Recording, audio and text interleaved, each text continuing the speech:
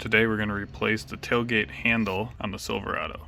The problem with this old one is that once you flip the handle up to open the tailgate, the right and left side here that connect to the bars that go to the latches, they don't spring back.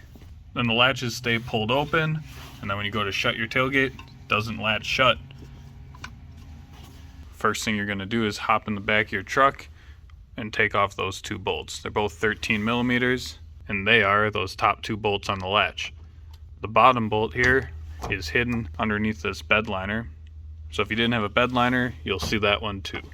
With the bed liner either taken all the way out or part of the way out, you can reach down there and loosen that 13 millimeter bolt as well.